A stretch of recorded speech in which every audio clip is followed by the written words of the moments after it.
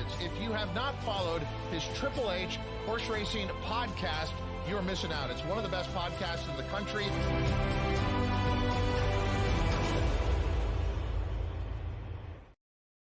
Good evening and welcome to episode 291 of the HHH Racing Podcast. I'm your proud host, Howard Kravitz. Thank you very much for what will be a special night. We're going to be covering the huge day of racing at Parx Racecourse in Pennsylvania. It is Pennsylvania Derby and Cotillion Day. It's the biggest day of racing in the state of Pennsylvania, and there are some fantastic stake races and a great late Philly Pick 5 that we're going to be discussing with our expert panel, including two guys that were with us last year that know Philadelphia and Parx racing like a glove. Can't wait to bring them on the show. Please make sure you subscribe on the bottom right-hand side of the screen. After you do that, hit that notification bell so that you know when new content will rise, and smash. And I mean smash. Come on, you Philly people. Smash that like button so we can send people to this fantastic YouTube channel and podcast. You can listen to us on Apple Podcasts, Spotify, and Anchor. We have great power picks. Look below the video player for power picks. And I'm also very excited to announce that we will have a Keeneland-only power picks tip sheet. Information for that will be coming out next week, but we will have a Keeneland-only Power Picks tip sheet. Look for that if you're on our email list. Please check that out. If you're not on our email list and you want information about the podcast, please email us, HHH Racing Podcast, and get us information. Let me go ahead and show you. Actually, our email is going to be down below on the video player. But if you want to get on our email list, please email us. There it is right there. hkravitzhorse@gmail.com. You can see it scrolling right now. Please contact us for that also. And we also have a great website, hhhracingpodcast.com. Please check that out. We haven't really been talking about this as much as we should, but we are on Instagram. So if you like follow us on Instagram, you see it there, www.instagram.com/HHH Racing Podcast. Noah Maher from Benton and Boozin is doing a lot of stuff on Instagram, on our Instagram page. So please follow us on Instagram. Again, go to the Instagram.com/HHH Racing Podcast and check out our Instagram page. We also have a TikTok page. We are growing with our social media. Please check us out there as well. All right, so let's go ahead and first, before we bring on our special guests, let me bring on my usual co-host to the show. First, from what will be very soon the East Coast of Maryland, Mr. Pete Visco, and from the Commonwealth of Massachusetts, where it never rains, especially at the Saratoga Special, Mr. Paul Halloran. Guys, I know you love talking about weather so much, Paul, and you sort of give me a hard time, rightly so, when we talk about weather at Saratoga, when it says it's going to rain and then it doesn't rain. Saturday in Philly, it looks a little shaky. Yeah, no, it looks a lot shaky. It's really too bad. I feel, it's such a great day. I went last year for the first time, and it was like 80 and sunny, and it was festive, and it's their one day to really shine, pun intended. And the last time I checked, there was a 100% chance of rain. So it kind of takes the thought out of it, Pete. Yeah, that's good odds right there, 100. I wish everything we could do on this show was 100% guaranteed. We got it's not good. Is there a new uncle? Uncle Chris. What of an Uncle Howard? Hopefully the weather clears out for Parx. Be a shame if it was a crap day. That would be a shame. We got some new people here. Thank you very much. We got Spencer and Horn. Spencer, thanks for joining the show. Who will be speaking first? Joe Philly or Philly Joe or Philly Boy? Ooh, I don't know. Well, we'll see. These are pretty two gregarious characters, so I'm sure they both will be giving us a lot of information. We got Richard Avalars here. Good evening, Uncle Howard. I'm Uncle again. What's going on with those? Oh, the Bears. Oh, gosh. What a fucking disaster. Dumpster fire. Dumpster fire. Oh, my goodness. Jeez. Let's see. Tom Espinoza is here. Tough choice. Tom. HHA show it's not a now, tough choice. But my 49ers starting soon. tough. It's not a tough choice. Nobody cares about the first quarter, Tom. You can ignore go. that. Just watch the second half. There you go. Guys, last thing before I bring on Andrew and Joe. Last weekend at Woodbine, just a 1-minute recap.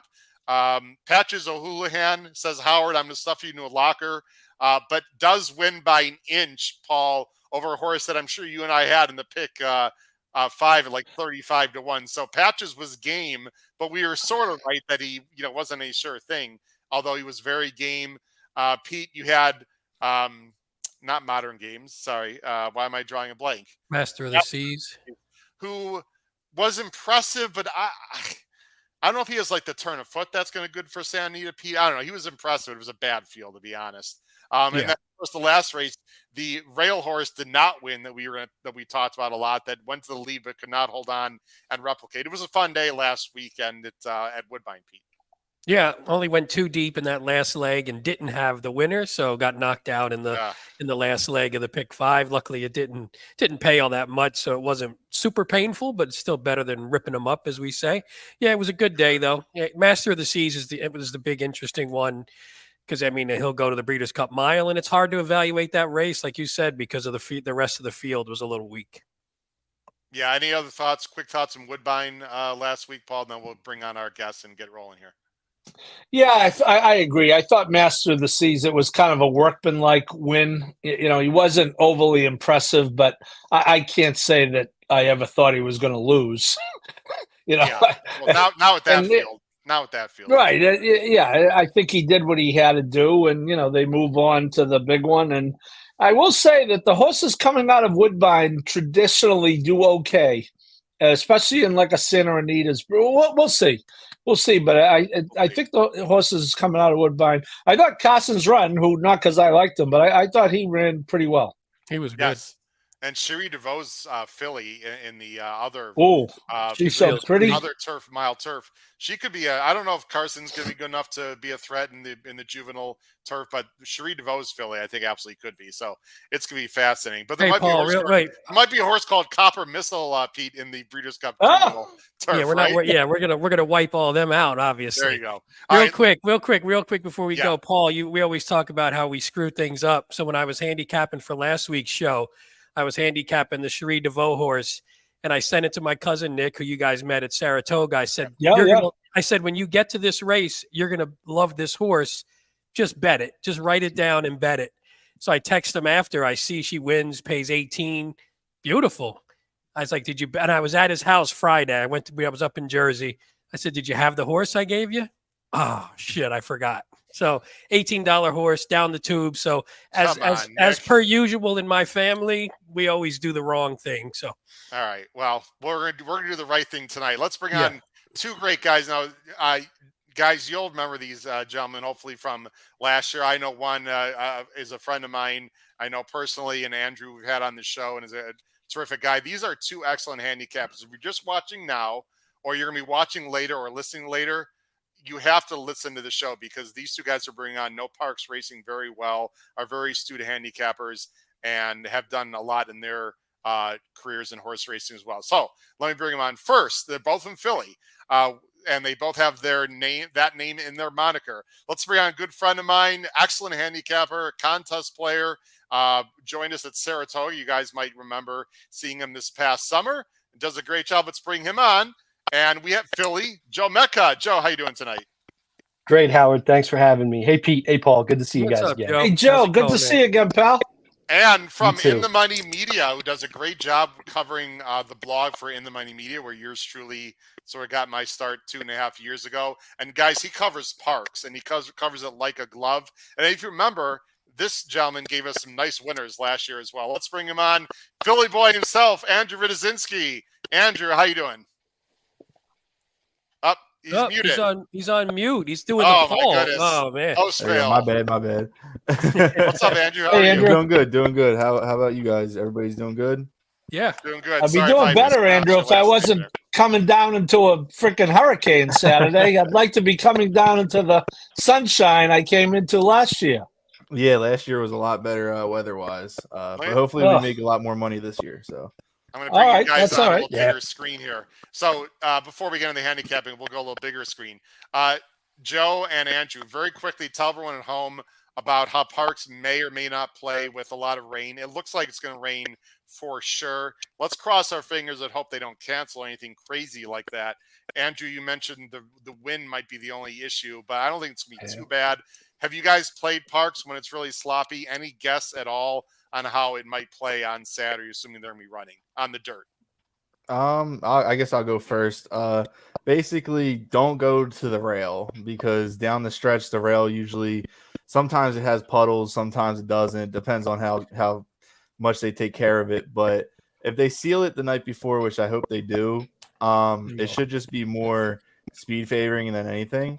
But you want to be in the middle of the track, turning for home, no matter where you are. So, dry or not. Even if it's dry, it's usually better in the middle of the track. But when it's wet, it's like a highway down the middle of the track. So that's where you want to be when it's wet. Joe, those books behind you aren't like information on Parx racing, is it? You got No, PTs in those books back there, or what? I'm still in my office, so I had a late day, and I'm still in the office today. So is that what you found also, Joe? Middle of the track, stay away from the rail. Yeah, I mean, it's probably going to be a highway. I mean, I'm sure it's going to be super fast. Like Andrew said, I would hope they seal it the night before. And yeah, you want to be nowhere near that rail. It's just going to be a dead rail. It's usually dead anyway, but it's going to be dead with all this rain we're going to get. We've got Indy guys. There's gonna be comments at the bottom of the screen. Indy 229, Philly boy gonna deal Parx knowledge. I got a feeling we got some of your buddies guys watching tonight. So anyone who knows Philly Joe or Andrew, thanks for joining the show. And if you're new to our show, please hit that subscribe button, guys, on the bottom left hand side of the screen, and watch us on Wednesday nights and Thursday nights. We have James Marshall. Go on, Philly boy. We got a lot of people here watching tonight. We've got Eric as well. Hi, fellas. What's up, Eric? How are you? Pete and Paul, great to have some new people on the chat tonight. Paul, are you going no matter what? And then we'll get into the handicapping. Are you going to be there for sure? Yeah, I mean, unless they cancel tomorrow, which I don't think they're going to do. I mean, I'm not going until Saturday morning. So okay. I have. Beautiful. All right, so here's what we're going to do, everyone. We are going to be handicapping what's called the Philly 5, which is the late pick 5, which starts in race 10. It's going to be 4 huge stake races, followed by a very difficult, large allowance race in the last. There are stake races before the races that we're talking about. And we're starting in race 10. There's a turf race, the Turf Monster, which is usually a nice race. You'd have to imagine, guys, that's going to be off the turf. There's also the marathon race with Next, who will be 3 to 5 in that spot. So we're not going to be talking about some of the, I don't want to give short shrift to the PA breads and the alphabet soup stakes, but again, that's a turf race. So we're going to be focusing on mainly the big races, guys, the dirt races starting in race 10. So let me set up some banners here and we will get right into it. Let me do this, guys. And we're going to start with race 10. You're going to see picks on the bottom of the screen, and there's going to be a lot of them. So there's all 5. It's a scrolling banner. There they are on the bottom of the screen, guys. I hope I did everything correctly. If I made a mistake, please let me know. And then also at the end, we will have everyone's late pick 5 tickets as well. So stay tuned, strap it in. It's going to be a great show. Here we go, guys. And Joe and Andrew, we're always going to start with you guys out of respect to our special guest here tonight. So who's going to be first? Whoever I freaking decide. That's how it's going to go there. All right, guys. We will alternate it. So let me go ahead and bring up on the screen the entries for the first race. Here we go. We're also going to show some replays. And Andrew and Joe, if there's some replays you absolutely want us to show as well, you know, I can, of course, do that through DRF Formulator. So let me go big screen here. Here we go, guys. The first race of the Philly 5 on Saturday. It starts at about 4:04 Eastern. It is the Parx Dirt Mile Stakes. It is a field of 7. And let me refresh this because we should have morning lines on here. There we go. And the morning line favorite, and Pete and Paul, you know I'm going to say something because this is just completely ridiculous, is Gunite at 2 to 1. If Gunite is 2 to 1, then I'm going to be the Queen of England in next year. Gunite is going to be 3 to 5. Joe and Andrew, I have no idea who does the morning lines. And people say, Howard, why do you even care? Because I do tend to rail a little bit on morning lines, guys. but it does matter because I think it sort of deceives the public and it can change the betting at least a little bit. There is no effing way, Andrew, I'll go with you first. There is no effing way that Gunite will be 2-1 in this spot. I do find it interesting, guys, that he is going to this spot. Does that mean Echo Zulu will run in the Breeders' Cup sprint against the boys because Asmussen doesn't want those two to hook up? I think that's an interesting sort of sidebar conversation here. But Andrew, you're going with Gunite. Actually, almost everyone is going with Gunite except Pete and Paul. They're going to be contrarian. Andrew, you go first. Let's talk about Gunite. Yeah, I think Gunite just might be obviously a class above this group on the dirt or on the slop. But this horse had a really good race, lost to Elite Power at Saratoga in the rain. And that race is, I mean, Elite Power would smoke this field. So I think that this horse is definitely getting a little bit of a class relief. And there's some horses that are going to be going with the 5. But I just don't know if they can keep up for the whole race with the 5. Gaffleone's won the Cotillion, I believe, last year, going gate to wire. So he knows how to ride Parx, as most people don't sometimes. But you usually want to be in front, and this horse has good numbers on the slop and should just be the best. Yeah, his best races though are one turn. So I don't think he's a complete slam dunk with the weather. And you mentioned there's other speed. You'd have to believe that he's going to be on the lead, right, Andrew? I mean, Nimitz class has some tactical speed, but he's not naturally as fast. I think Mish is going to definitely go. Mish is going to go. I'm not too familiar with Tyler. It's Tyler Connor, I think, right, guys? Yeah. I'm not too familiar with him. Yeah. I'm assuming Mish is going, but can't Goodnight Joe just sit off a Mish and go by as he pleases? You would think, but again, the whole two-turn thing is a little weird for me.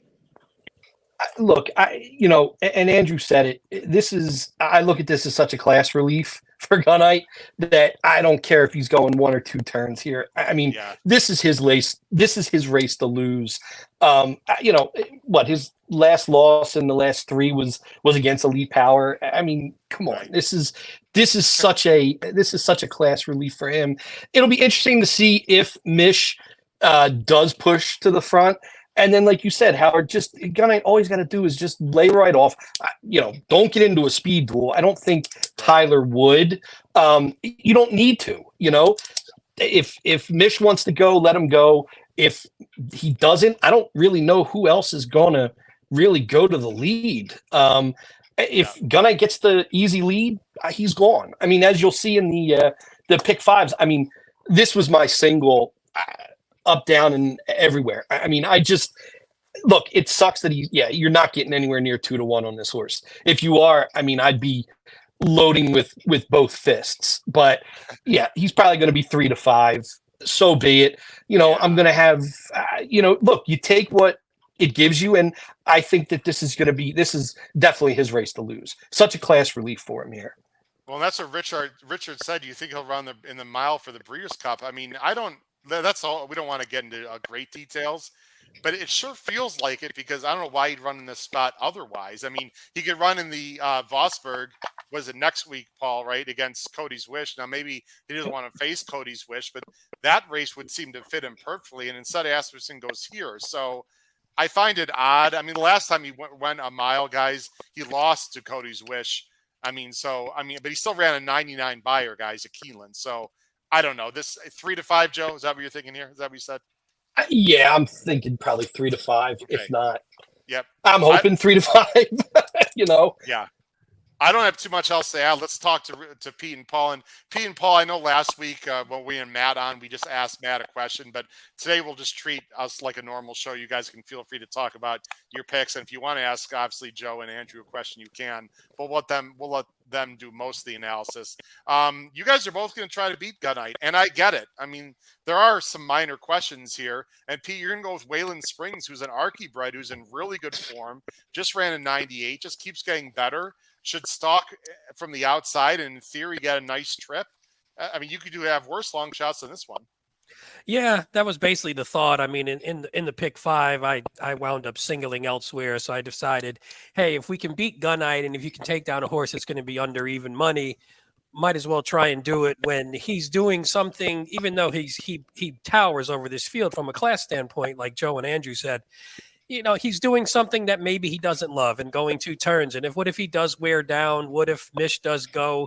Nimitz class picked up Paco, so maybe Nimitz class goes and has shown some real quality speed in the past. So what if Gunite just wears down from the 2 turns? Like you said, Waylon Springs is just really in good form. The only loss since moving to Lindsey Schultz was to Proxy, who just ran really well last 2 weeks ago, I guess that was. So I think I'm just going with form with a horse that looks to be improving now that they've stretched the horse out and started routing this horse. He's a completely different horse. So if he steps forward even again and Gunite runs sort of that, below 100 buyer range in terms of why not? Why not take a shot with a horse that's going to be 3 to 5? And again, I'm not tossing Gunite just because he is so much better from a class standpoint.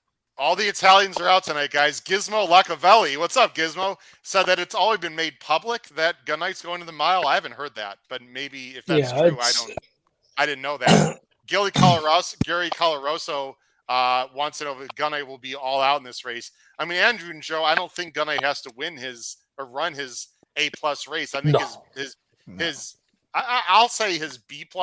I think he runs a B or B-, maybe not. But I think his B+ race wins this race. Don't you guys think? Yeah, and I think it depends too on if Mish goes. I think that's going to be, I think Pete was just saying it, that could really change things. But if Gunite gets an easy lead and no one comes after him, he could run his B game and still win. I think it's going to be interesting to see what Mish does. And Paul's going to go with Dr. B, who has run some big races. He's been in some big races. Paul, is that slop effort on December 3rd, the go for one? I'm sure that got your attention when she ran the 103. You're going for a little bit of an upside here as well. Yeah, I just like the fact that Butchie Reed hasn't been afraid to take this horse out of town and run against the absolute best female sprinters, Caramel Swirl, Goodnight Olive, Echoes twice. I think she gets the right trip. The Liam's maps are 20% on wet dirt, although the gun runners are more 25%. To that comment in the chat, I covered the Forego. We talked to Steve after the race, asked if he was going to train up to the Breeders' Cup, and he said this is the type of horse who likes to run, and that he definitely would, almost definitely would be looking, to get Gunite another race. I don't think Gunite has to win. I think he's the best horse, but he is 0 for 2 at a mile. He's going to be 3 to 5. He doesn't have to win. He needs to get a race in. They're obviously focused on the Breeders' Cup. I think they are going to go to the dirt mile because I think Steve loves Gunite. I think he's loves Echo Zulu, and he wants to see her have a shot at the boys. He sounded like that in the race after the race at Saratoga, and it looks like. But if Gunite doesn't win this race, this field, then I think all bets are off. Yeah. And the other horse I want to mention that we haven't even talked about, but I have to mention it, guys. To me, the upset horse is this one, Dr. Ardito. I like the fact that he's second off the layoff. He's a New York bred. In theory, he should get a great trip. He's going to be closing.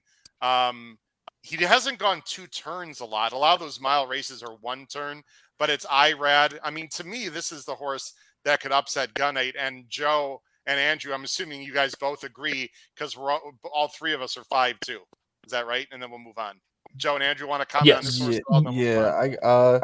I really like the 2. I think if there is like a somewhat of a speed duel and maybe Gunite does get tired, Irad's just going to be sitting there licking his chops, waiting for this field to come back to him a little bit. And if that happens, he's going to be on the outside. You know how Irad swings out on the turn everywhere.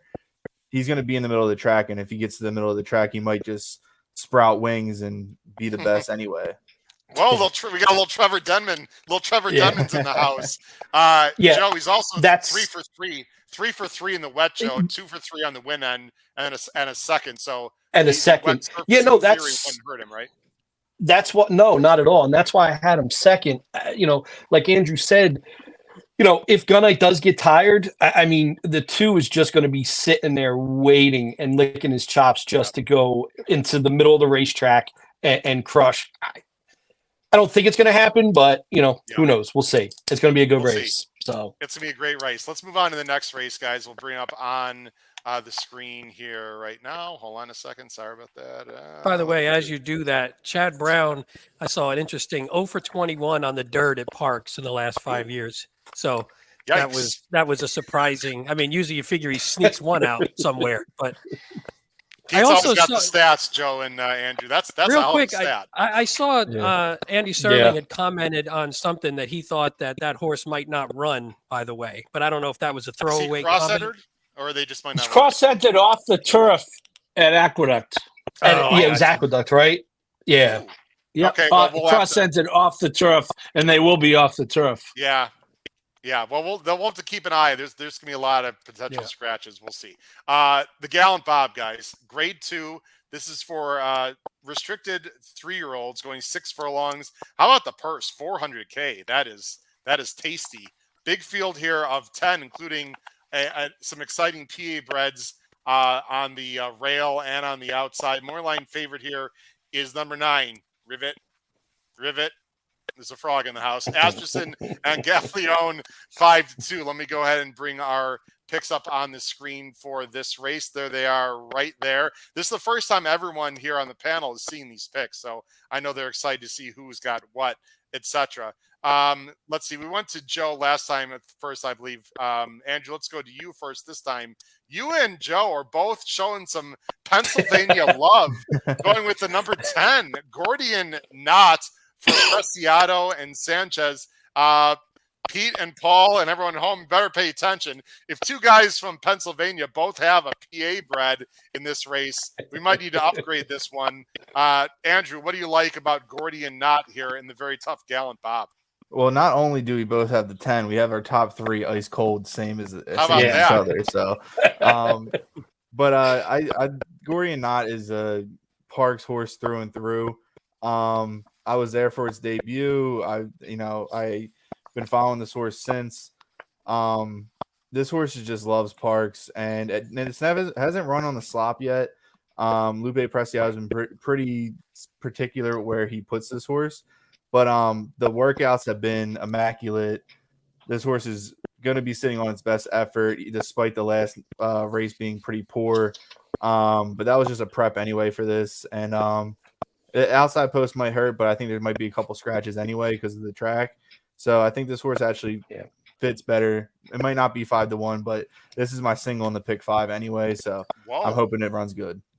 Was it last year, Andrew, you gave us like a 10-1 shot from the outside? Was it the Gallant Bob race? I can't remember. It was a 14 hole. It was a 14 hole. Yeah, it was the one all the way outside. What, Nakatani? The last I had that horse. Scaramouche. Scaramouche. Yeah. There you go. Yeah. That was the Gallant Bob, right? I think it was. I believe so, yeah. Wow. Well, just go to the bank. I mean, screw my pick 5 ticket. I'm just going to unload right here at Philly, Joe. Anything you want to add to what Andrew said? 4 for 5 at Parx. You can't argue with that. My big question is, does he class up? But this field is interesting, but there's really no killers in here at all. Correct. And, it was it's a pretty good field. You're right. There's no absolute killers in this. Look, the only concern right now is, he's never been on a wet track. As Andrew said, Lupe's really been picking his spots carefully. I also think that there's probably going to be a couple scratches that'll help him. Looking at I think I had the 9. Yeah, I have the 9 second Rivet. He likes the wet. So we'll see what he could do. But I got to give some PA bred love here. I just think this horse is in the right spot. He's been his workouts were incredible.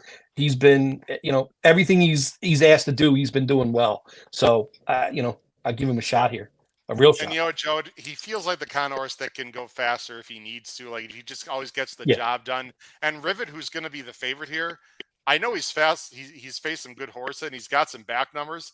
But look, he's run a 67 and a 71 in his last 2. You could say, he stumbled. He doesn't like, he's got excuses. I get it. But I think this horse can be overbet. And if you look at the bottom of the screen, we all respect Rivet, but it's the kind of horse you're going to try to beat, right? Like I think we're all going to try to do that. Well, and I think that this is one of those races where, you can take the favorite and really try to beat him. I think Rivet is a very vulnerable favorite. It'll be interesting to see, who scratches out of this race also. Yeah. Because, and Andrew, I don't think, the 10's probably going to be coming off a little bit, don't you think? He may be 5th, 6th. I don't know. I was gonna ask you guys what kind of trip you envision for this horse. If you go back to the races where Michael Sanchez rode this horse, which he rode this horse the first 4 starts of its career, he besides the first 2, which were obviously he was just a class above with those 2-year-olds. Yeah. But the Presque Isle race and the nursery, he kind of tried to sit off, and it worked out for him at Presque Isle. Didn't really work out for him in the nursery. But even the first race back off the layoff after being in Florida for the winter, he came off the pace in the Danzig too. So I think he probably will be sitting about 3rd, 4th, 5th. Yep. Yeah, that's what I'm thinking. It'll be interesting. You think? I think Rivet's probably just going to go to the lead, right? I don't know who else is going to go. If he breaks, maybe Sir Lancelot. Issues lately. I don't. Right. Exactly. We'll see. We'll see. Paul, let's go to you because you and I both have. Guys, I think this horse is the classiest horse in the field. I think he's faced the best horses. I loved him last year. He hasn't quite, done as well as I thought this year, but I just think this is a real good spot, Paul, for number 4, Damon's Mound, who ran really well at Charlestown. And what I like personally, not only did he run well recently, he's run okay on the wet, and he has some works since that Charlestown race. He just seems like Damon's Mount's going to set a great trip for Michelle Lovell, Paul. Yeah, I think you have to really look at this horse's PPs closely because the quote unquote bad races are a 2-turn route at Churchill, a sprint on turf at Keeneland. I have no idea. I like Michelle Lovell a lot. I have no idea what she was thinking about there. A 1-turn route at Churchill in the Pat Day Mile. If you look at this horse's dirt sprints only, 4 starts, 3 wins, and a second by a neck to Tumble Rumble, who's a pretty good horse. So yes. I just think this horse is I think the horse looks pretty good on paper, but I think he's even better than he looks on paper for those reasons. Wow. Okay. I agree with you, actually. And Tumble Rumble, I believe, is running in the Oklahoma Derby, I'd like to say. I believe that our guys from Betting and Boozing covered the Oklahoma Derby. And by the way, the card Sunday night at Remington is fantastic. And last time I checked, there are no tropical storms in Oklahoma this weekend. I'll be home, hopefully, but if I ever get there. Yeah. Michael Austin, Mike thinks Sir Lancelot is going to make the lead in this spot, by the way. Indy 2029, Indy 229 loves Sanchez, the jockey. Let's see here. I think someone else had a comment. Penn State Scott, guys. I'm going with any horse that has the name Noah or Ark in it. So, listen, we hear you, Penn State Scott. Pete, let's go to you. You're going to zag a little bit, Pete. You're going Nautical Star, an Oklahoma bred who's running not in Oklahoma this weekend on their big day, but actually coming to Pennsylvania, coming off a big win in the slop for Safi from Florida. Interesting. Yeah, I like the slop race actually bodes okay. I mean, obviously it was only an optional claimer, so it wasn't the greatest field in the world. I just look at this one as if you toss the Florida Derby, was just everything went wrong, and it was just probably he was way out of his league, and it was going a mile and an eighth. Now he's back to doing what he does. He's run well sprinting. From a figure standpoint, he improves basically each sprint race. He comes in, now he's under Safi, and he picks up Irad. So he's got a lot of good things, and I think his odds could probably float up. I figure the 10 will take money because he's the Parx horse, and I really like that horse too. So I'm with you guys. He was like my 4th A right off the top 3. So I'm going with one that maybe has a little bit more upside because he just hasn't run a lot yet, and especially under Safi. So if he keeps improving a little bit, then he's right up there with the rest of this field. Yeah, Safi is capable of, let's say, having their horses ready. Hey, I leave don't. it at that. You know what? In certain spots. When you're putting money down, I don't really care. I'm not going to throw a horse out because I think they might cheat to make him good. I'll take that if I know. I didn't say that. You ever heard that word from me? Yeah. Okay. I mean, we're at the Jamie Nesh track, so I mean, it's not like we're against. Well, that. Paul, there goes the interview with Safi Joseph on this podcast. But hey, what are you gonna do? Guys, my wacko wheeler horse is Sir Lancelot, and I sort of agree with Michael Austin here. I have mad respect for Michael Stidham, guys. I think he's an excellent trainer, and I know that his best races for the 7 have been, on turf and synthetic. But you know what? Usually these kind of horses can handle the slop, and I can see this horse absolutely flying to the lead. And if you guys are right that speed is holding, I would not sleep on Sir Lancelot here, guys, because I don't see anyone who's got like major speed except for this one. I think if this horse clears and handles the slop, he can easily win this race. So although I'm going Damon's Mound, I think Sir Lancelot is a little bit fascinating. Joe and Philly, I see a Philly boy. Andrew and Joe, any quick thoughts on my sort of knucklehead Sir Lancelot thought here? And then we'll move on. I think you're spot on with if he can make the lead, if he can clear. I think he's got a shot. I just don't know. I don't know if Rivet's going to go. If Rivet goes with Sir Lancelot, but if Sir Lancelot can clear, Sir Lancelot's got a good shot. I also just think Sir Lancelot might just be better on turf, or even synthetic. I don't know if it's really a dirt horse. Yeah. The slop should help, but I don't really know. There's too many questions for me to use. Oh, no question. I mean, he ran in the slop in the My Frenchman, but that was a really fast pace at Monmouth. So the 7 is a bit of a flyer. I just want to go with someone out of the box in there for a second, guys. Let's go ahead on to the next race here as I switch the banners. There we go. Race 12, and I'm going to switch around. Race 12. This is the Cotillion, guys. And Paul, you've got some news that you brought to our attention last week. Do you want to mention something special about the Cotillion? You know what I'm talking about, don't you, Paul? Yes. Our friend Jessica Paquette will become the first female, to call a Grade 1 race in the United States with the Cotillion. Oh, wow. That's pretty good. Pretty exciting. It really is. Yeah, no, it's pretty cool for her. So that's great. You see our picks there on the bottom of the screen. Joe, we're going to go with you first. This is, by the way, let's bring this back up on screen. This is a there we go. $1 million. Mile on the 16th. It's, of course, for the 3-year-old girls. It's a pretty big field of 9. Moorline favorite is the leader in the clubhouse for the 3-year-old girls right now. Pretty mischievous for Walsh and Gaff Leone. Joe, you're not messing around here. You're going with the favorite. And, Joe, I brought this up, I think last week or 2 weeks ago on the show. I don't think it was out the realm of possibility that this horse could be Horse of the Year if she wins here and she wins the Breeders' Cup Distaff, and other things may not happen at San Anita. I mean, her resume is extremely impressive this year. Oh yeah, I mean her resume is, what did she rip off? I think the last 3 wins in a row. I mean, she's all there. I just think she's 1-1 on a wet course. That last race, the test, was just, I thought was such an impressive race by her. She just didn't, I think she went 3 wide, right? Was that correct? Yeah, but that's also, of course, that's of course where we had the breakdown, and it's a little bit. She ran. It was a little test. I don't want to take it away from Free Mischievous, but I mean, Maple Leaf Mel, God rest her soul, crushed that field. But anyway, go ahead. She did throwing. Yes, I wasn't going to mention that, but on that unfortunate breakdown. Yes. I know. I know. It was that very unfortunate. Was too short, Joe, for her. We were there in person, and that even Wall said it was too short for her. Oh yeah. But I just thought it was a good race to lead into this one for her. I just thought it was super impressive.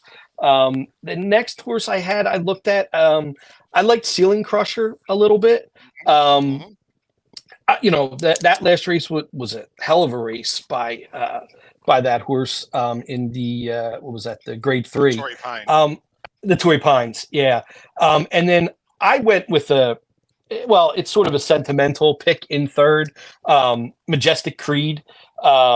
One of my friends Wow. owns that horse. Oh, beautiful. So yeah, so it was he was an owner with Chris Landesini was his trainer, who was my trainer the whole time.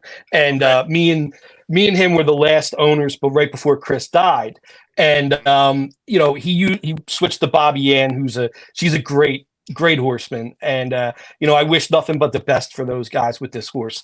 Maybe a little bit overclassed, but hey, it's a horse race, and anything can happen. And I was breaking Marshall and Clay's balls because this horse their horse ran second in the Catherine Sophia, and Majestic Creed ran third. And when we were in Saratoga, I was breaking their balls a little bit and saying, "Hey, why aren't you running in the Cotillion?" I said, "My buddy's horse is running, and you beat him." So, but no, it's gonna be a great race. And like I said, it's a sentimental pick for me, and I really hope these guys do well. They've been really good for the game, and they're just really, really, really classy people. So I'm hoping all the best for those guys. For those, hey Joe, she won by 34 in the slop. So why not just repeat that effort? Yeah, it's over. Yeah, exactly. She does. The horse does like the slop. So yeah. Bottom of the screen and main claiming 25. And for people that don't know Joe, because you sort of slipped in there, because Joe is known to name drop because he's like, always hangs out with the stars of the stars. That was Marshall Graham and Clay Saunders from 10 Strike Racing. He just from 10 Strike Racing. Yeah. Andrew, you are going with a horse, and we have talked about this horse ad nauseum on this show. And you know what? We've actually had a lot of success with this horse on this show, predicting how well she will do. If you look at the bottom of the screen, Paul has Hoosier Philly third. No one else has Hoosier Philly on the screen. And Andrew is saying, oh, no. Hoosier Philly is going to stick everyone into a locker and win for the Philly boys with Johnny Velasquez. This horse is as inconsistent as she comes. But obviously, Andrew, you think Saturday is going to be her day. Yeah, the main thing is Johnny Velasquez being on this horse. Morales was great with this horse early on, but when it came to the big stages, he always seemed to get in trouble or something wrong happened or just it didn't work out. So now they're going to the big boys. They're bringing in the Hall of Famer. He's gonna give this horse the trip that she needs. Is she gonna be the best? Is she gonna win? That's up to the horse to find out. But I like the jockey upgrade. I think you could toss out the Charlestown race because she doesn't probably like the bull ring track. And then you go back to like a track like Churchill, who kind of runs like Parx, front heavy, kind of deep, kind of a long stretch. This horse won the first stakes race of her career on the slop by probably her best race margin wise. And then she comes in off a bullet work at Churchill, which is, she doesn't do often. I think she might be just in a good form right now. And if she catches somewhat of a weak Cotillion field, in my opinion, outside of Pretty Mischievous, it might be a good price play on top. Listen, if you get a price on Hoosier Philly, I'm not going to doubt anyone. My general feeling, Andrew, and listen, if I'm wrong, I'm wrong, is the number 2 is going to cause a major problem for her, though, because I don't see Hoosier Philly clearing ceiling pressure because Maldonado, this is an absolute send. And I just don't know if Hoosier Philly can stalk off of someone, go by, and then hold off the closers. But you are going to get a price on Hoosier Philly unless everyone in Philadelphia is betting Hoosier Philly on Saturday, and then you won't. But you make some very interesting points, Andrew. I'll say that with the jockey switch and the slop, and who knows, guys, because every sloppy race, every sloppy course is different. Pete and Paul, you're also going Pretty Mischievous. I have Pretty Mischievous second. Any quick thoughts, either one of you, on Pretty Mischievous, or maybe we should just go right to Occult, who's my top choice, Pete and Paul, because you guys have that. You have Occult in second. I am going to show the race 2 back against Pretty Mischievous in the Acorn. This is a horse that's improving to me for Chad. I understand that the stats, Pete, with Occult, which is not good because Chad's 0 for 1,000, whatever, on the dirt at Parx, but there aren't a lot of horses in this race to me, Pete and Paul, that are improving. And I think she's improving. That last race, she could have won by more. I know it was a weak field. I get it. But I think she's going to sit a great trip. She's 2 for 2 over the wet. There's a lot of things I like about Occult, Pete, and I'm going to show the replay 2-back against Pretty Mischievous in the Acorn. Yeah, no, and this is Paul. I know Paul has. We've talked about this on here, and I know Paul talks about it a lot. Where when you get to our pick fives, I wound up singling Pretty Mischievous only because I feel like if she doesn't win, it's wide open, and you can go probably like I was ready to go like 6 or 7 deep, including Occult. And Occult's the 4, by the way. Yeah, you watch the 4 there. She stayed a little bit at the start. If you watch the head-on, it looks worse. But Occult, not only did she not start great, it was weird. I don't know if she didn't handle the dirt or whatever, and obviously that might be a problem on slot, but she's reined back like way too far and Pretty Mischievous. This was her best race, by the way, by the buyers. I mean, look at this head start. I mean, Occult is getting away from them. This is what? Already 6, 7, 8 lengths. I don't really know. The jock's in hand here, guys, so I don't really know if this is jockey error or just the horse wasn't handling the track. But Paul, I mean, she's just being dragged way too far back and makes a big run late here. And look at the distance here. I mean, it's crazy. And then she makes this nice run and finishes a good third. Yeah, well, she's certainly not going to beat Pretty Mischievous from 5 lengths behind her in any stratosphere. No. So I'm not. Yeah. I would agree with you on that. I do think, though, Howard, if this race has any semblance of falling apart, because I agree with you that the 2 is going to go. I don't like the 2, but I think the 2 is going to go. And I don't think Johnny V's getting on Who's Your Filly to Raider. So if the race in any way, shape, or form looks like it falls apart, I think this 5 is a player. I do think this Pretty Mischievous's wheelhouse is 1 1/16 or 1 1/8. She won the Oaks at 1 1/8. The test was strictly an experiment. Brendan Walsh talked about it right after the Oaks that they might cut her back. And, they cut her back a little bit in the Acorn, and then they cut her back significantly. I will say this. I mean, Maple Leaf Mel was a mile the best in the test, but Pretty Mischievous ran huge to run second. I mean, she made up a ton of ground very, very late in that race. So I'm with my friend Philly Joe here. I think that she is much the best in this race. It doesn't mean she's going to win, but I think by far she is the most likely winner of the sequence. Joe, is that a lone A for you, by the way? No other A's other than Pretty Mischievous in this race?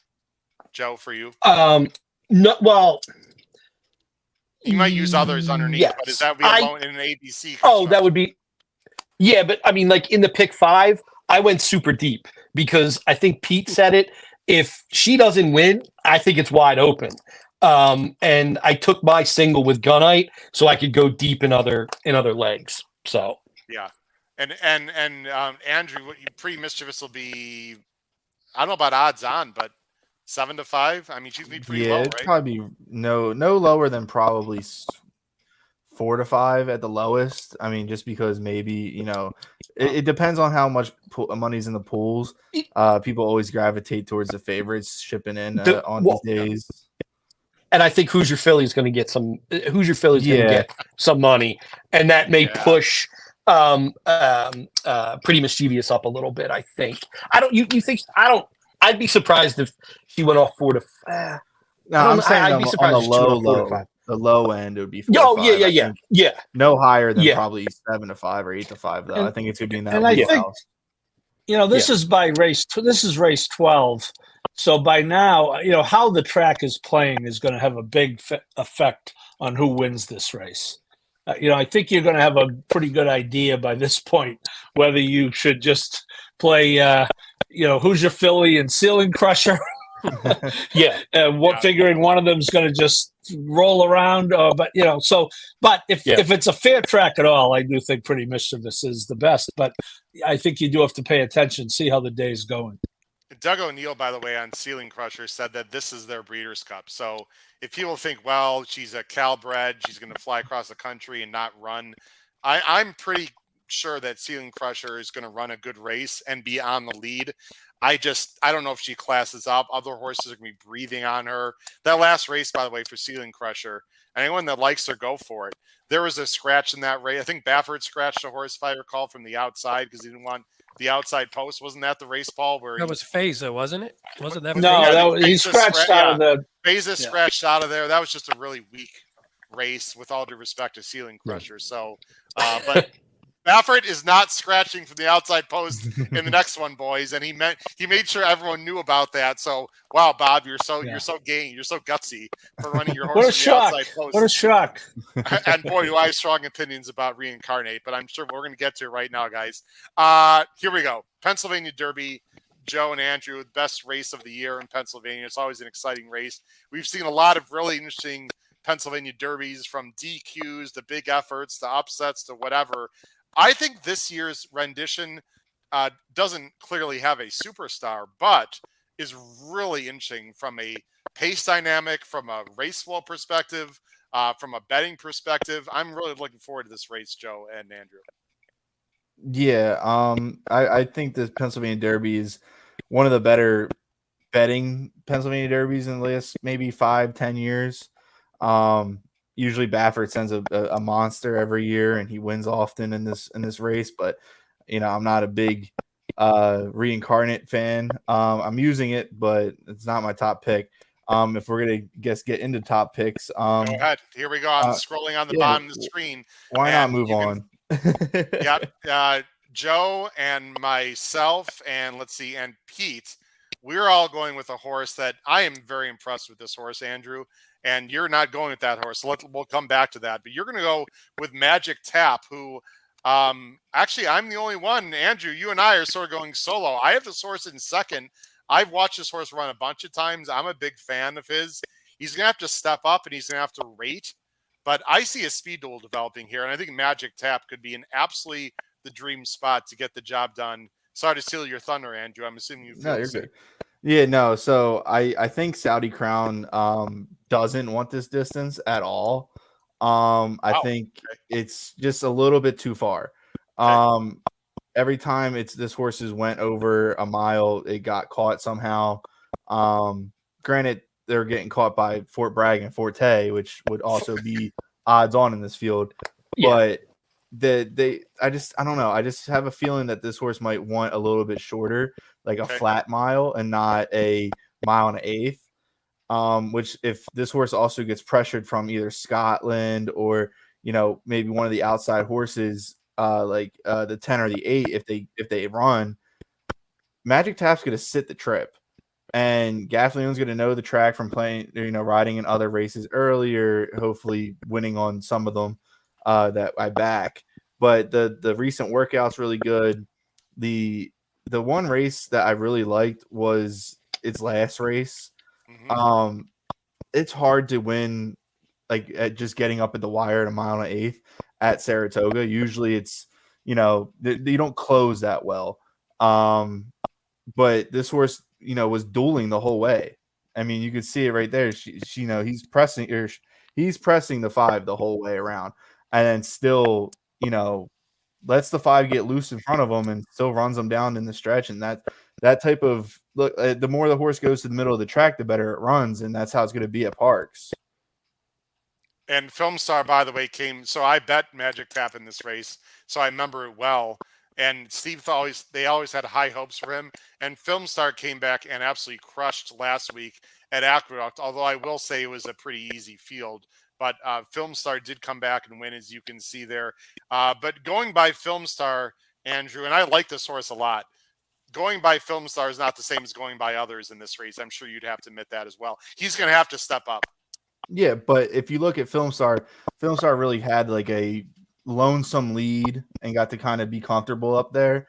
Yep. And I think if Saudi Crown does get pressured today, Magic Tap's going to be able to make up that ground a little easier on Saturday. Yeah, I agree. And this is Steve, I always consider Asmussen somewhat conservative with the spots that he sends. This is a pretty aggressive move. I mean, I guess there are really no other spots, Andrew, for him to go for 3-year-olds, but otherwise he would just have to face older. Although I will say, guys, there are a lot of 3-year-old stake races that are good purses at Churchill on Saturday night that are not graded, but he could have gone there. So they've got high hopes. I agree with you on this horse, Andrew. I think the 4 is interesting. Let's talk about some others here, guys. Let's go to you, Joe. You've got Saudi Crown. I've got Saudi Crown. Pete's got Saudi Crown. Yeah. This horse continues to impress me. And I think Andrew brings up a really good point, but I still think there's upside with Saudi Crown. And I'm also very fascinated to see that if Reincarnate sends like a Banshee, can Saudi Crown sit? Because if he can't sit, Joe, that might be a problem. Yeah, I don't know if it'll be interesting to see. I don't know if he's going to sit. My concern, and Andrew hit it, is this extra eighth of a mile going to be, a problem for him? I don't know. I think he's just getting better every race, so it'll be interesting to see. He did get caught again. It was with Forte and Fort Bragg, so I got to throw those out. There's no Forte or Fort Braggs in this race, so that was my thinking on that horse. I don't like Reincarnate. I think he's going to get bet, and I think Nick Tamaro on Twitter yesterday or the day before was going off on the 3-1 morning line on this horse, and and I think he's right. I don't know how the horse is 3-1, but if people want to keep betting him at 3-1, I'll take a hell of a lot of other horses at higher odds. That's Joe, we have five very astute. Joe, we've got. Sorry to interrupt you. We've got five. Well, let's toss me out. We have 4 astute handicappers on this screen, and only one of us, and it's Paul, who I have mad respect for, has Reincarnate even in the top 3, and Paul has this horse 3rd. So I know the Baffert thing. I know he's going to be cranked up and blah, blah, blah. And I'll show Reincarnate in a minute. If Saudi Crown goes, or if anyone else goes, Reincarnate can't pass you or me. I mean, I don't understand it. Right, Joe? I mean, Reincarnate, well, I guess let's just talk about it because he's the big fat. He's someone you got to mention.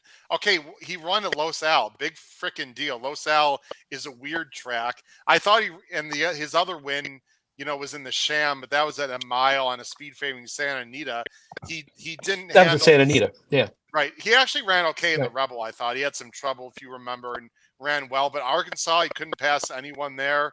And the Derby obviously was a very fast pace. I mean, he has not proven at all, Joe, that he can pass horses. And I got to believe Saudi's going. No. I especially if the track is speed favoring, I don't see Saudi sitting at all. I don't see that happening. No, I don't see it either. That's why I think he's just going to go. And the question's going to be, is he going to be able to get the 1 1/8? If someone going to come and close in on him? And, I like in my second choice, I used another hometown horse, the Daydreaming Boy, who I think can sort of get a piece of something here. If Saudi, I still think Saudi Crown is just going to go and bottom the field out. But this last race of Daydreaming Boy, I thought Dexter Haddock wrote a really nice race on it. He closed well. He's getting better. Yeah, he's on the inside. He's the 7. This was a slow pace, Joe, and you're not getting a slow pace on Saturday. No. So, it's going to be interesting for this horse. Like I said, he may be a little bit over his head, but I think this horse has a decent shot to at least hit the number. This is him. Yeah, this is him closing on the outside. Yeah. So, and Pete's El Miracolo is right here, like going into the parking lot having a beer or something. Here. But this is the horse that Pete has in second, the 10. And here's your horse here. Hey, Andrew said you want to be out. Andrew said you want to be out in the middle of the track, so you don't. Why not? I did indeed say that. That's for sure. Pete, here's my question with Saudi Crown, or not a question, but something I'll throw at you. In my opinion, the Saratoga race was the first time he went 2 turns. Don't horses have a right to improve? I mean, I hear what Andrew is saying, and maybe Reincarnate's going to burn him up, and maybe he won't win. But Saudi Crown has every right to improve second time going 2 turns, right? Yeah, for sure. And we've seen where we doubt, and I'm a victim of this all the time because I usually am the one playing against these, where we see the horse that looks talented and then winds up, you sort of doubt their distance, doubt their ability to get a distance. And then they show up in a race and they just run away with it. And that's the one thing I could see here where if this horse just says, you know what, screw it, and Giroux just kicks this horse away and doesn't fool around with Reincarnate or any of the other speed, then I think, Pete, see. I think that's I think that's his best shot. Is if he Yeah, me just too. says screw it, and he's got to go, and don't worry about anything else, and just send, and Yeah, and not catch me if you suicidal can. or anything. Yeah, not crazy. No, not suicidal, but I just think you go. Yeah, go. Yeah, you kind of have to ride use your Saudi speed. Crown as if you were riding a horse at Parx in general. At Parx, you have to send out of the gate to get position because everybody's going to be sending. And if you sit off or if you try to play around and get too fancy with it, you're going to lose the race before the 5/8 bowl. So Saudi Crown needs to be hard sent out of the gate to get that position today. Yep. Or Saturday. Yeah. All right, Paul, I'm going to let you handle this because we love Michael Lawson. He can be a little controversial sometimes on this show. He's a West Coast guy. Come on with these picks, a little biased with the Baffert hate. Michael, I got to be honest. I'll speak for myself. I've picked Baffert's horses on top all the time. This is just a horse, especially a 3-1, that I don't understand at all. His best number was a 95, and that was going a mile. You do have this horse, though, third, Paul, reincarnate. Paul, you're muted, Paul. I hate to pick against Monsignor Baffert. He's such an upstanding person. But, oh, boy, here we go. This horse Wow. Woo. This horse is run outside of California 3 times. Yes, sir. He's lost 3 times. Preach it to me, brother. He was third in a very average Rebel. He was third in a decent Arkansas Derby. He was a no-show in the Derby, and he won at Los Alamitos. And his best figure is, as you point out, Howard, 95, which is 10 points behind Saudi Crown. 11. Saudi Crown's got a 106, and I don't like Saudi Crown. How's that? So I definitely don't like Reincarnate. I mean, I'm not Scotland, Paul. I liked Scotland a little bit in the Travers, and I said on the show specifically, if you remember, I don't want Scotland on the lead, and he sort of inherited lead because, of course, the great Bob Baffert, National Treasure with Johnny V didn't send, which was one of the dumbest things I've ever seen in my life. That being said, I didn't want Scotland on the lead. I liked Scotland in the Travers. I don't like him as much here, but he's very talented, and you've got him on top, and you're going to get a price. Well, then you wouldn't have liked the conversation I had with Junior 2 hours before the Travers when he told me he was going to the lead. Wait a minute. I didn't. Hey, wait. Now, Paul, there's something called a phone. I didn't get that text. What the hell? Anyway, he was, I mean, you and I, Howard, we were all over Archangelo, but I did like Scotland as my second choice. Yeah. I didn't think he ran that badly. He was on the lead, but never. You could watch the replay or you could look at the chart. He never really opened up and was comfortable. He was always kind of pressed. And it's 1.25 miles on that track versus 1.125 miles on this track. And, I'm not sure, track conditions, it was muddy for the Travers. And, I don't think that's what got him beat in the Travers. I think it was the fact that he couldn't open up and it was just not he just never really opened up on the lead. And 1.25 miles turned out to be a little too much. But I'll tell you, you talked about Asterson. Our friend Mr. Mott is not in the habit of putting horses in spots he doesn't think they can be successful. True. I'm look at, as Matt Bernier said the other day, this horse 6-1. He said, if I liked him at 7-1 in the Travers, I got to like him at 6-1 in the PA Derby. And I'm in the same church, same pew. So I will go to confession on Saturday and repent for betting against Bob Baffert and bet someone else. Paul, you might not. Well, you should read the chat, Paul. You and Michael Austin could have a sit down and I'm not going to bring up every comment out of respect to everyone on the show. Well, the comment about Linda Rice is just stupid. And I like Michael. Paul, go ahead. I'll give you the floor, Paul. Go ahead. Linda got tied up in a inside info, knowing who was going to run. Let's look at their drug records. I mean, that's just stupid, Michael. Okay, I don't want to talk about Safi, but if you want to compare on the up and up, so to speak, Linda versus Bob, I'd be happy to have that debate at another time. I think, Pete, I'm thinking pay-per-view. What do you think? I like it. I'm in. You know, we could do it And live by on the the way, I show love here. Michael. And by the way, hey, opinions are what makes the game go around. But, and I'm not averse to picking Baffert. I had Phaser that day that he scratched him. I think I had him on top. I just don't like this horse in the 11.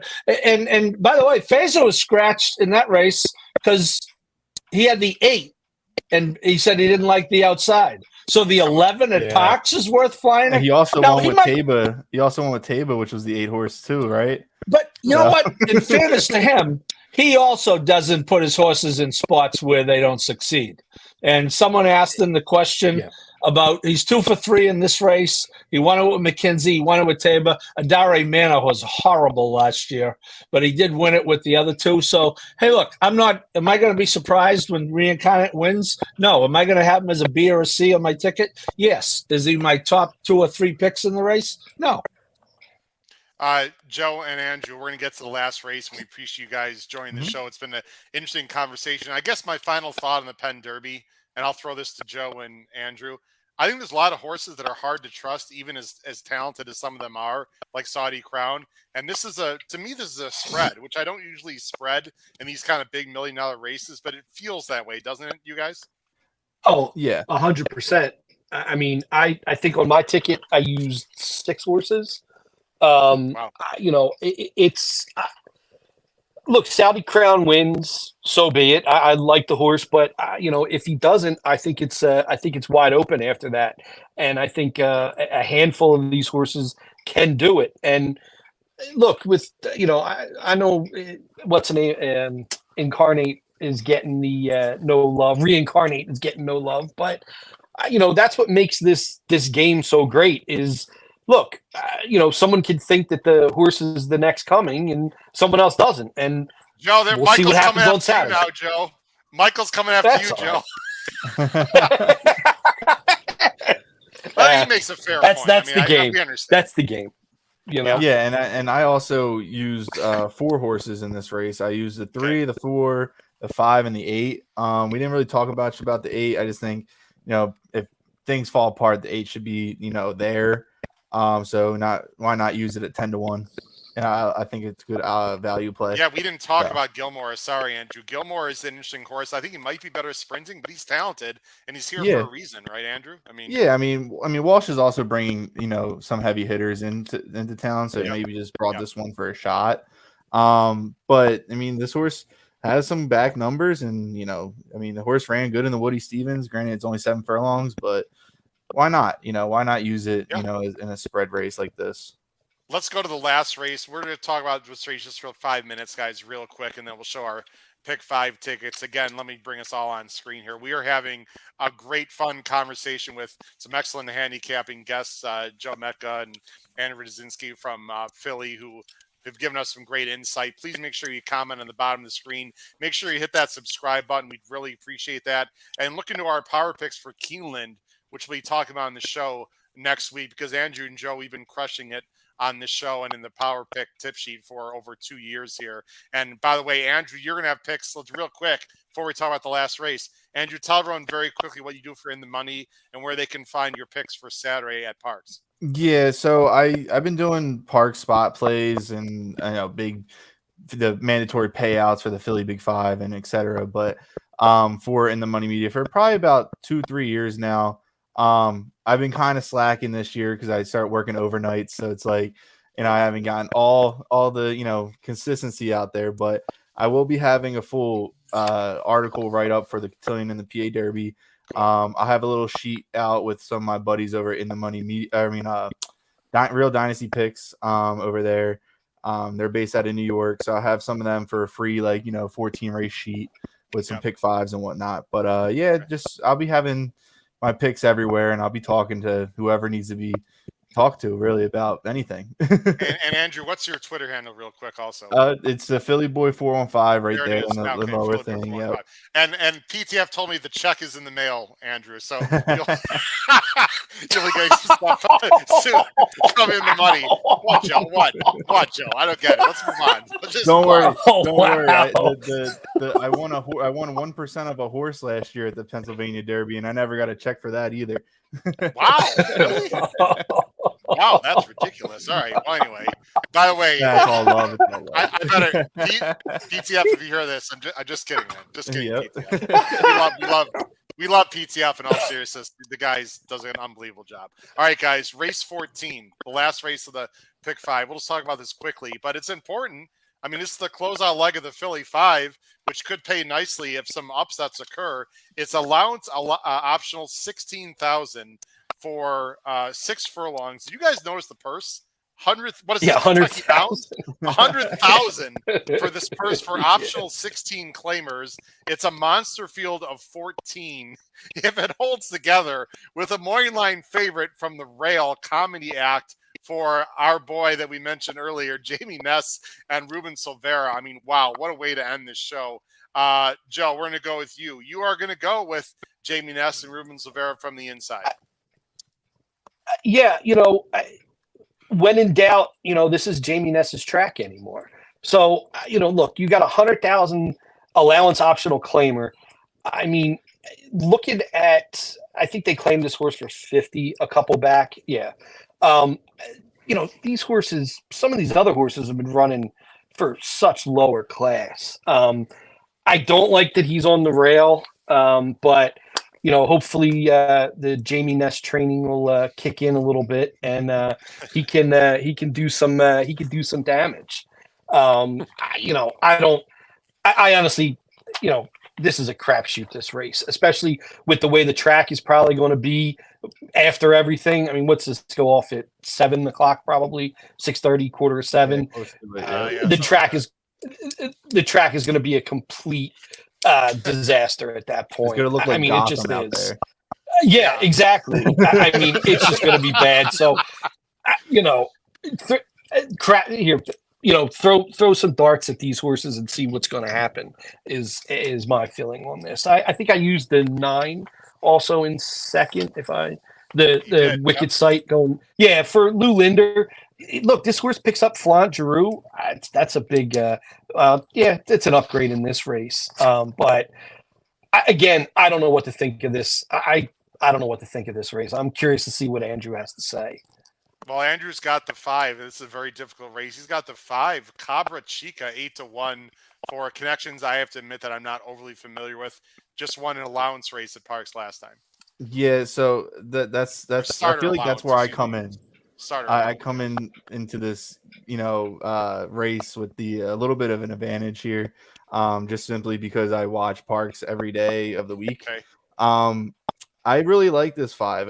Caban has 2 horses in the race, which he also has a 10.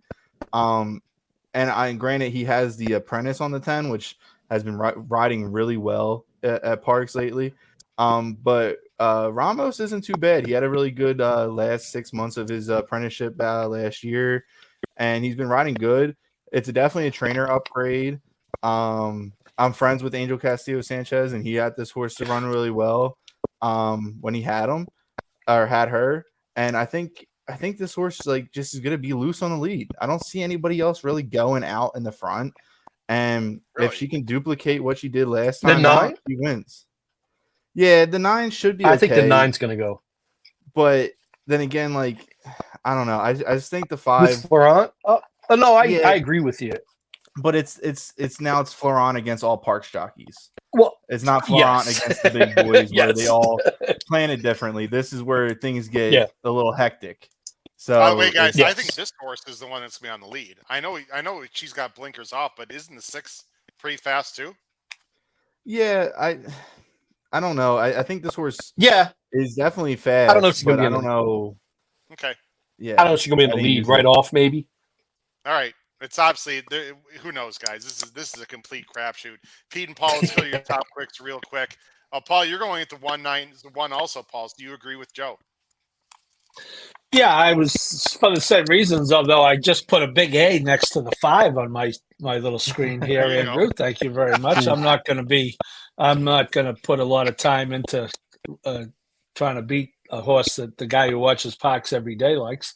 Yeah, I mean, I don't love the 1 either, based on what these guys said about the rail, but I suspect that, Ruben Silvero had some decent rides in New York. He's going to have a lot more confidence at Parx, I would assume, obviously, but did have some decent rides. And, I think if he can work him away from there, he'll be fine. But certainly you want to be alive. If you're alive, you want to be alive to as many as you can be.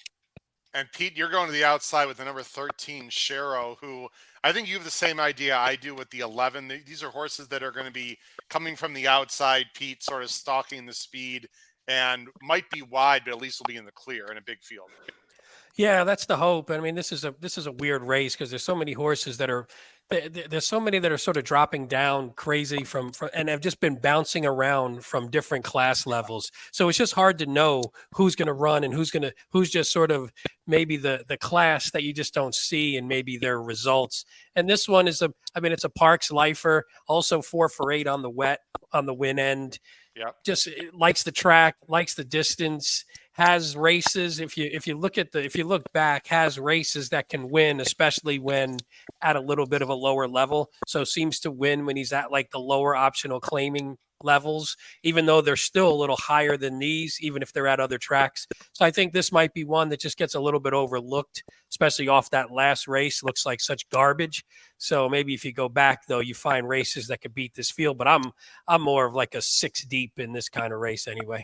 And you're going to get more than 9 and 2, Pete, because people see that last line lose by. That's 20, what I'm saying. Yeah, I think that last line will scare some people off. Yeah. Yeah. Real quick, I'll go to the 11 guys, and then Joe and Andrew. Sorry, I know we're going a little bit later, but I think hopefully you guys are good. You guys good for 5 more minutes, Joe and Andrew? Yeah, 100%. All right, cool. Mm-hmm. All right, I'm going with beach days, guys. 8 to 1. It's definitely not going to be a beach day on Saturday. But again, this is a J bred. But you know what? She's turning back, which I love in this spot. There's a lot of speed in here. She's got numbers that absolutely fit. She's been staked. I know it's been Jersey breds, but guys, go back. She's run well at Parx. She was in the Cotillion, for God's sakes, last year. I don't know why, but she was. I mean, so I think this horse sits the same kind of trip, Pete, that your 13 gets, but I think the 11 is actually better. I like the 11 quite a bit if the speed doesn't hold in this last race. I know that she needs a trip. Any quick thoughts on the 11 from Joe and Andrew, and then we'll go to our pick fives. Yeah, I can talk about it. Go ahead, Andrew. Go ahead. No, Joe can go first. No, I was just going to say, you were talking about the 11 being in the Cotillion and everything else. That and Andrew will say that's this trainer. He spots some horses very oddly sometimes. And look, the Pharaoh Man's what? 0 for this year, so yeah, that's a good look. point. If this horse wins, so be it. I won't have this. This horse will be nowhere on my ticket. So if the horse wins, the horse wins. But I can't play that horse. I don't know about I Andrew. Have to admit, I did not look at the trainer stat, but other than that, she absolutely fits. I mean, no, I do like this horse. I like this. I think I need to talk to you guys amount. off air. I feel you got more to tell me that you're no, not saying. No, I like this horse a good amount. This is the trainer's best horse. Probably the best horse this trainer's had in 10 years. Wow. Yeah. And Adam Bowman is, he's nothing crazy. He's a great guy, but he's going to be a 20 to 30 win guy a year. He's a hard worker. He doesn't ride many horses like this, and he's been riding this horse no matter where this horse goes. It just needs a trip. It hangs a lot, I think, but it's definitely the class of the field. So you got that angle there. All right. Yeah, my concern was Pete and Paul. There goes my spot play for the power picks that I was. I had that horse on my ticket, and I had that horse as an A, but it looks like one that is a little bit second, third itis a little bit there. So I did see a lot of mid-high 70s, and I see a field that doesn't usually run that.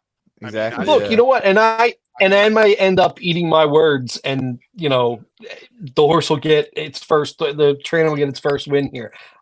I'll be shocked, but And the way the track's playing, there also might be a sinkhole in the middle of the track in the last race. Well, and the horse could fall down in it, too. That's also a possibility. No, just kidding. Just kidding, Parx. We want everything to be safe.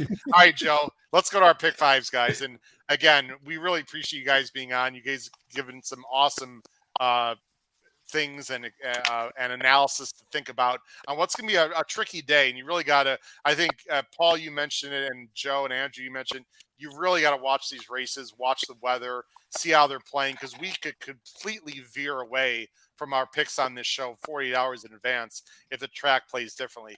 Joe is pick 5 with 4, 9, 10, with 2, 3, 5, 9, with 2, 3, 5, 6, 7, 8, 11, with 1, 9. I asked these guys for sub $100 tickets. Joe, real quick, you're singling Gun Night, spreading in other places.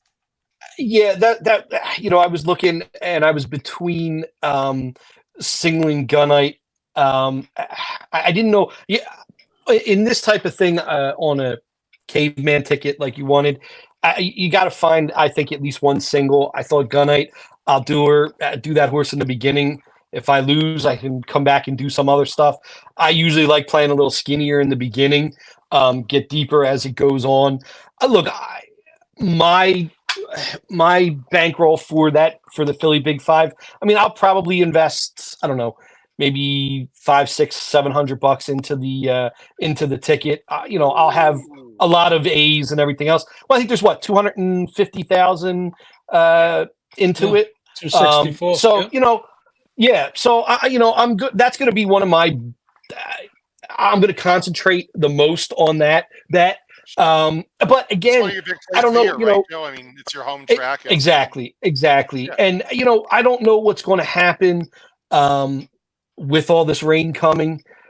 There could be a shit ton of scratches, and it could really change things around. But yeah, I mean, whatever pick 5, everyone's thinking of playing, I would definitely wait until you watch at least the first 5-6 races, and then you can try to restructure your ticket, because it's going to be interesting. It's going to be interesting about what's going to happen to this track, especially, I know we talked about it earlier. If it gets real windy and everything else, that's my main concern. They'll run if it's raining and everything else, but it's the wind that we got to be a little concerned about. Look, we want it to be safe, obviously. We've had enough issues this year in horse racing. We don't need any more issues on Saturday. Yeah. Andrew, let's go with your pick 5 ticket. You're going 2, 4, 5, 6 with 10, with 2, 3, 4, 7, with 3, 4, 5, 8, with 5, 7, 11. You're singling the PA bread. I like that because that's a separator in the Gallant Bob. Yeah, I figured, I need to spread in the Cotillion and the PA Derby.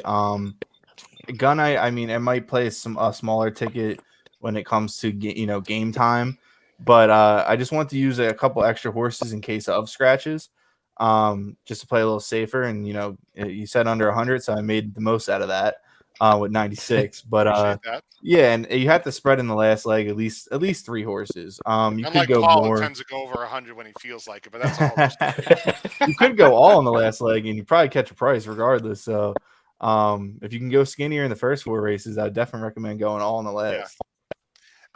Joe and Andrew, would you guys want to stay on for our other 3 pick 5s, or do you guys need to get going? I don't want to. No, I'll stay on. All right, well, I'd love to hear these guys. You think guys in Philly go to bed at 8 o'clock or something? Well, I'll be up till about 8 a.m. tomorrow now. So I don't know, but I'll tell you what, I haven't eaten. I'd love a cheesesteak right now. I've not eaten dinner yet. But anyway, whole other conversation.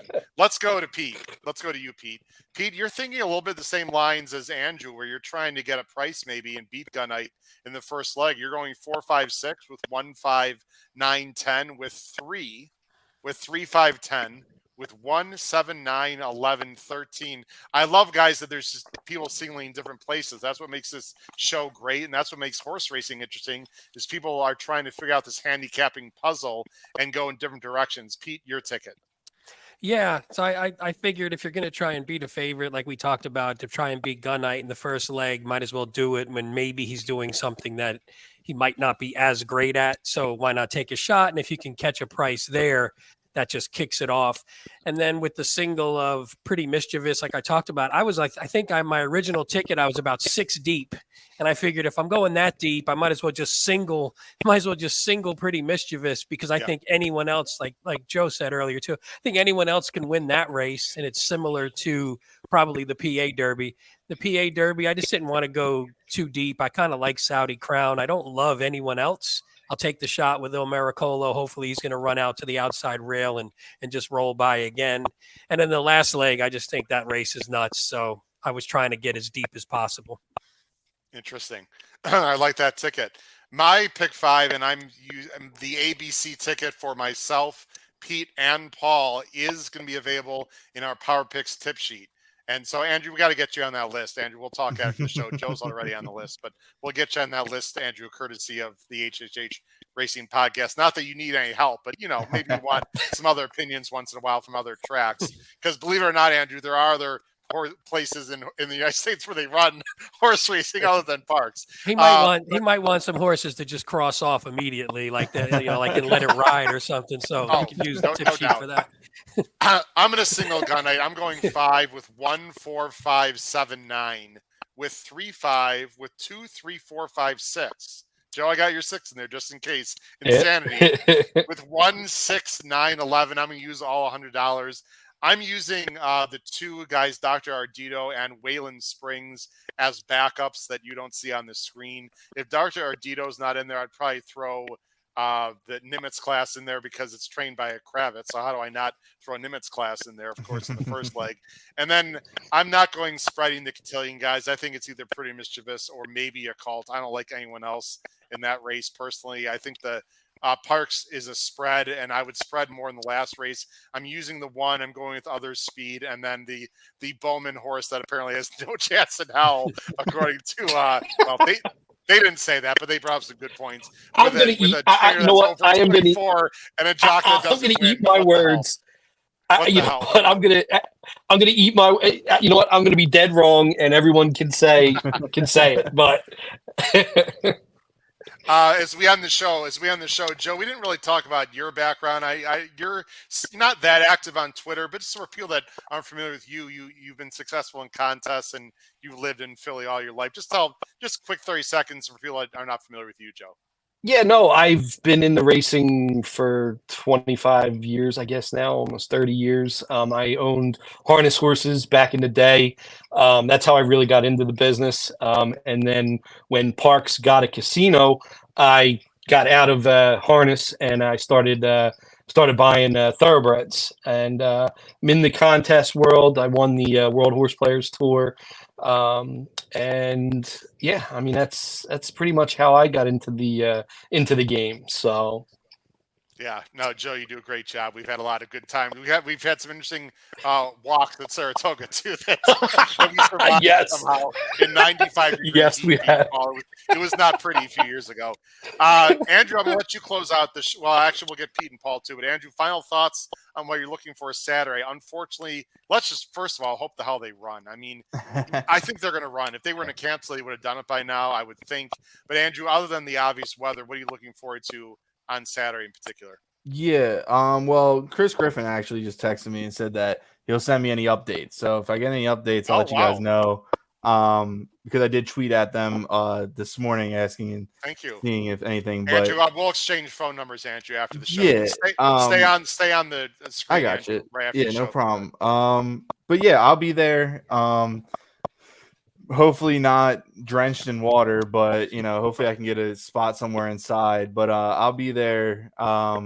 If it's too bad, if it's too wet, I'll probably leave early. I'll have to lock for you, Andrew. I'll be there, so yeah, I'll look I know for a you. lot of people will be there. A lot of big. Are you going to be there, Paul? Paul's going to be there. Okay, I'm going to be there, Philly Joe. Yeah. Okay, I'll be there. good. I took a vacation day for this from work, so I'm getting paid to be there. Technically, Even better.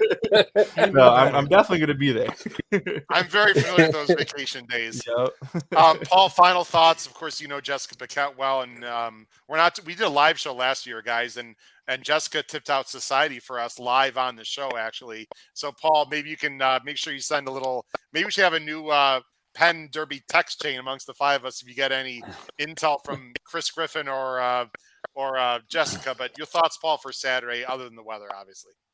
Yeah, like as I said at the top, it's such a big day, and and these guys could appreciate it even more. I almost went 2 years ago and I didn't, and I guess it was like the greatest weather day of all time. And then last year was just as good, and it was just a wonderful, wonderful atmosphere. So that's why, I had second thoughts when the Cody's Wish race came up because I do want to go down and see that, but that's going to be a down and back next Saturday, just down in the morning and back at night. So, you know what?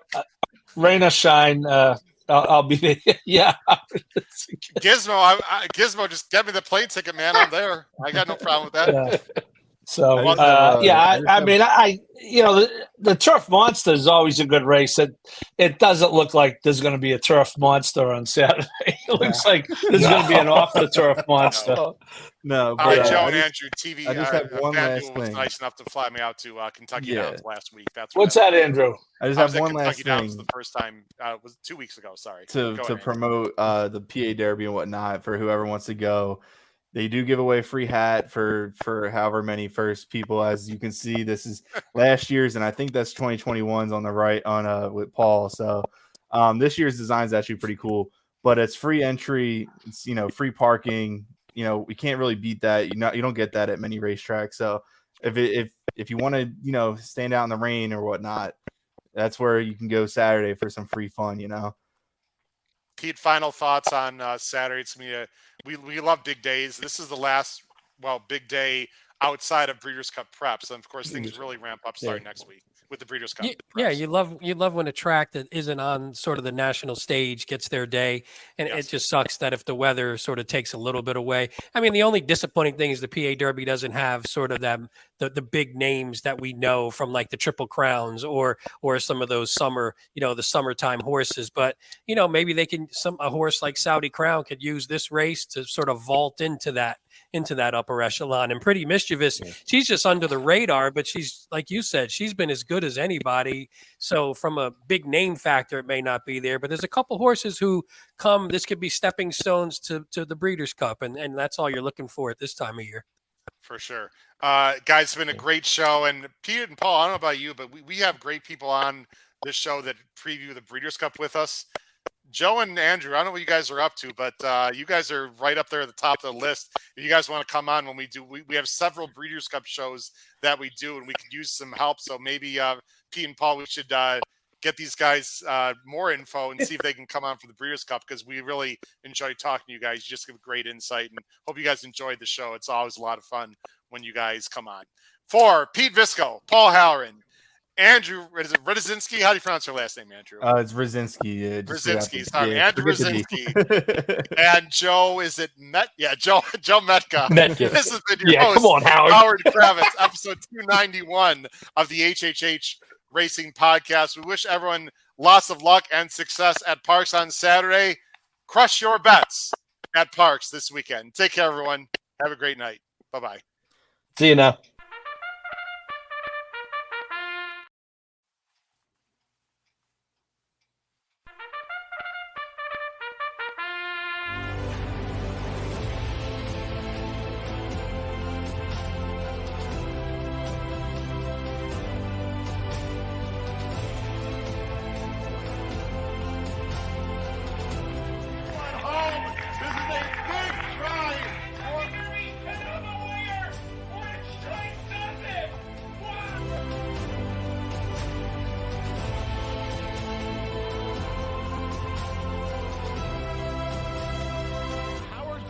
If you have not followed his Triple H Horse Racing podcast, you're missing out. It's one of the best podcasts in the country.